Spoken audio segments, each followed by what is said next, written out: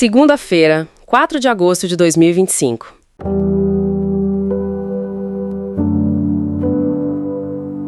Oi, pessoal, bem-vindos. Esta é a nossa primeira edição do dia. Hoje o nosso foco é um nome que tem circulado bastante, Eduardo Tagliaferro. Ele é ex-assessor lá no TSE, o Tribunal Superior Eleitoral. A gente vai investigar um pouco como ele acabou virando uma figura central nessa, digamos, guerra de desinformação contra o STF Supremo. Sabe, sendo pintado como um tipo de mártir político pela extrema-direita mesmo, bom, mesmo sem nenhuma prova concreta até agora. Fica aquela pergunta no ar, né? Dá para confiar num foragido da justiça que vive prometendo entregar provas bombásticas, provas que nunca chegam, e ao mesmo tempo tá sempre dando entrevista para veículos alinhados à extrema-direita? É, complicado.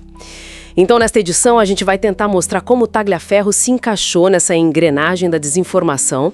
Vamos, tentar entender como se fabrica um mártir hoje em dia, né? Com base em quê? Muita retórica, insinuações e, claro, a força de certos setores da mídia que amplificam tudo isso. Para dar um contexto rápido, o Tagliaferro não é qualquer um. Ele é engenheiro, advogado, tem mestrado em inteligência artificial, já atuou como perito judicial. Lá no final de 2022, lembra? Aquele clima super tenso pós-eleição? Ele era chefe da Assessoria Especial de Enfrentamento à Desinformação no TSE, uma posição, olha só, ligada diretamente ao gabinete do ministro Alexandre de Moraes. A função dele era basicamente monitorar redes sociais, produzir relatórios, subsidiar decisões judiciais. Um trabalho bem técnico e, claro, sensível. Exatamente. Um cargo-chave, né? Mas aí, o jogo vira em maio de 2023. O Tagliaferro é preso. O motivo? Violência doméstica contra a esposa. E essa prisão, por uma questão legal mesmo, acabou permitindo que a Polícia Federal tivesse acesso ao celular dele. E foi aí que, a coisa mudou de figura. E o que descobriram nesse celular? Foi algo sério, imagino. Sim, bastante. Pelo que a investigação da PF aponta, né, havia sim muitos indícios de que ele estava vazando informações de propósito. E não era qualquer informação. Eram relatórios confidenciais, sabe? Mapeamentos de redes sociais, análise de perfis ligados ao bolsonarismo.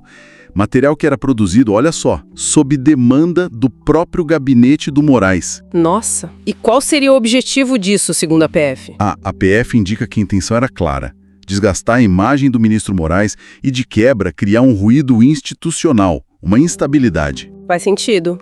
E, se eu não me engano, teve matéria sobre isso na época, né? Acho que na Folha. Isso, bem lembrado. A Folha de São Paulo publicou reportagens com conteúdos bem parecidos com esses relatórios internos que vazaram. Deu bastante repercussão. E o resultado disso tudo, em abril de 2025, fontes confirmaram o indiciamento do Tagliaferro pela PF, justamente por causa desses vazamentos. Ok, então ele foi indiciado pela PF e depois? Aí a situação complica ainda mais para ele. Depois do indiciamento, o Tagliaferro simplesmente some, foge do Brasil. E começa a se comunicar com figuras já conhecidas da extrema-direita que estão fora do país, tipo o Alan dos Santos, lá nos Estados Unidos. Entendi, fugiu e buscou apoio nesse meio. Exato. E aí ele começa a dar entrevistas. Mas não para qualquer um, né? O circuito é bem específico. Revista Oeste, Gazeta do Povo, Brasil Paralelo. E nessas entrevistas o discurso é sempre o mesmo. Ele se apresenta como um perseguido político, diz que tem provas bombásticas de abusos do STF, só que até hoje, cadê as provas? Nada. Zero. Só promessa. E junto com isso vem toda uma retórica patriótica, né? Chegou a dizer que estava disposto a morrer pelo Brasil. Aquela coisa. Essa tática me parece familiar. Muita promessa, muita acusação, pouca ou nenhuma prova. É fascinante, né? Porque é um padrão muito claro. É o que a gente observa. Um monte de insinuação, acusações assim jogadas ao vento, promessas de revelações que vão abalar tudo, mas na prática não aparece nenhuma evidência concreta. Nada. E para completar, claro, as alegações de que ele é um perseguido político. É uma fórmula. Muito parecida, aliás, com a que a gente já viu em outras figuras aí da extrema-direita digital. Podemos pensar na Carla Zambelli, no próprio Alan dos Santos. Cria-se todo um espetáculo, né? De confronto, de vitimização, que serve para quê? para mobilizar a base de apoiadores. E isso independe se o que ele fala é verdade ou não. E aí entra o papel da mídia, que você mencionou. Esses veículos que entrevistam ele. Fundamental, porque eles não só dão espaço, mas muitas vezes o tratam como herói, como exilado político, acabam validando essa narrativa conspiratória, né? E frequentemente sem fazer o básico do jornalismo: cobrar as provas, checar os fatos. O que a gente vê é que ele acaba se tornando mais uma peça nessa máquina de desinformação, alimentando a desconfiança nas instituições, né? Mas com base em quê? Em discurso puro, totalmente descolado de qualquer fato comprovado. É a construção de um símbolo, né? Mas um símbolo que, no fundo, parece meio vazio de conteúdo real. É isso. Bom, pessoal, por agora é isso. A gente vai para um rápido intervalo e já volta. Retomando nossa edição, então, agora a gente foca no impacto político e simbólico da construção narrativa em torno de Eduardo Tagliaferro. Isso. Essa narrativa que é promovida por ele mesmo, né? E por veículos que as fontes identificam como alinhados à extrema-direita, além dos aliados digitais. Exato. Vamos dar uma olhada nos mecanismos de desinformação que as fontes apontam, na atuação dessa imprensa que o material descreve como partidária, no uso problemático de documentos e, claro, no risco que, segundo as fontes, isso tudo representa para as instituições democráticas. Exatamente. O material ele nos leva a observar como uma figura específica, mesmo foragido, né? E, segundo as fontes, sem apresentar provas concretas, Sim. pode acabar se tornando uma peça central numa estratégia bem maior de desgaste. E o alvo principal que as fontes apontam é o Supremo, o STF. Isso, o STF. E mais especificamente o ministro Alexandre de Moraes. As fontes descrevem bem isso. É transformar um caso individual em munição, sabe? Para uma guerra simbólica. E essa tática que o material descreve, de pegar alguém numa situação de crise e construir uma imagem de mártir para atacar as instituições, como que isso é detalhado? Menciona comparações, né? Sim, sim. A fonte descreve essa tática como, assim, já conhecida e contextualiza, né? Cita como exemplo a situação que envolveu a Carla Zambelli. Ah, certo. A análise que o material apresenta sugere que é uma manobra mesmo, para atacar as instituições. E essa narrativa, segundo a fonte, ela é muito amplificada por alguns setores da mídia. E sobre essa amplificação pela mídia, o que as fontes dizem mais especificamente? Quais veículos? Olha, a fonte cita nominalmente a Revista Oeste e a plataforma Brasil Paralelo. O argumento é que a atuação deles se assemelharia mais à propaganda do que ao jornalismo de fato. Propaganda. Afirma que eles transformariam insinuações e o que a fonte chama de vazamentos seletivos em escândalos, demonstrando assim, na visão da fonte, pouco compromisso com a checagem com a verificação dos fatos. Interessante. E o material também aponta para informações que essa narrativa parece ignorar, certo? Como aquilo que a Polícia Federal teria descoberto? Correto. A fonte destaca um ponto importante levantado pela PF. Tagliaferro teria continuado acessando e repassando documentos institucionais, mesmo depois de ser exonerado. Nossa! E as mensagens recuperadas pela PF, conforme está nas fontes, sugeririam a intenção de usar esses documentos para influenciar a opinião pública. Isso levanta, segundo o material, a questão de uma possível violação de sigilo funcional, que é algo grave, né? O vazamento de informação restrita por servidor público. Claro. E quanto aos relatórios que ele agora está apresentando como se fossem provas?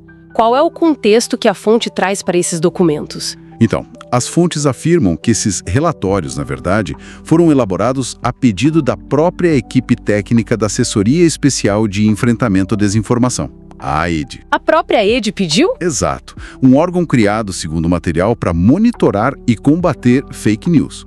E a elaboração seguiu critérios públicos registrados no TSE, o Tribunal Superior Eleitoral. Entendi. Então, a fonte caracteriza essa tentativa atual de reutilizar os documentos fora de contexto como um possível uso indevido de material institucional, basicamente para fins de vingança política. Aí é que a fonte aponta para uma conexão internacional, citando o Steve Bannon. Como que essa conexão é descrita no material? O material traça um paralelo bem claro entre a estratégia que a gente observa nesse caso e táticas atribuídas à extrema-direita internacional, mencionando especificamente o Steve Bannon, sim. E quais seriam os elementos? Aponta para elementos como desinformação em massa, a construção de uma narrativa de vítima para quem cometeu infrações, sabe? E ataques coordenados à justiça.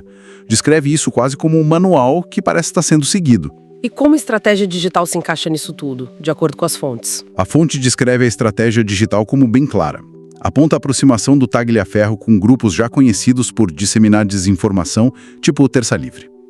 E o uso de plataformas como Rumble, Telegram, a análise sugere uma tentativa de engajar essas bolhas mais extremistas, conspiracionistas. Buscando visibilidade. Exato. Buscando visibilidade mesmo sem apresentar fatos verificáveis.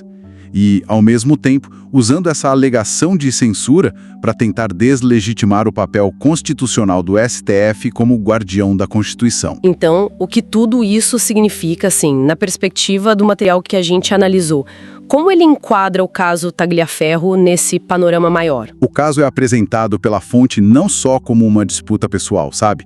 Mas como um sintoma dessa guerra simbólica que desgasta a democracia. Um sintoma. Funciona como um alerta sobre o poder da desinformação como arma política, mesmo vindo de alguém na condição de foragido da justiça. Impressionante. A fonte enfatiza que a guerra hoje também se faz com podcasts, com hashtags, com manchetes que ela classifica como distorcidas. E qual é a conclusão principal que o material oferece pra gente? A conclusão que o material apresenta é forte.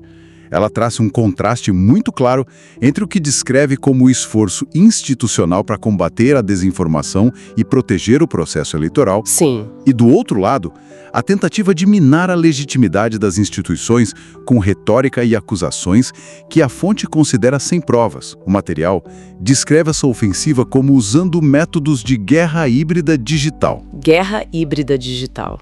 Ou seja, combinando desinformação online com outras táticas de pressão para corroer a confiança pública. Entendi. O apelo final do material, então, parece ser um chamado à razão, né, no debate público. Sugere questionar, investigar, checar fontes. Exatamente. E não se deixar levar por narrativas que apelam só para a emoção e ignorando os fatos. Uma reflexão importante que a fonte propõe sobre a necessidade de consciência crítica para não ser manipulado. Bom, esperamos que esta edição tenha ajudado a clarear um pouco esse cenário complexo por trás das manchetes, os links para as fontes que serviram de base para esta edição e também o acesso a outros artigos podem ser encontrados na descrição. Um abraço carinhoso e lembre-se, o podcast vai ao ar de segunda a sexta às 7, 12 e 17 horas e aos sábados ao meio-dia. Até a próxima!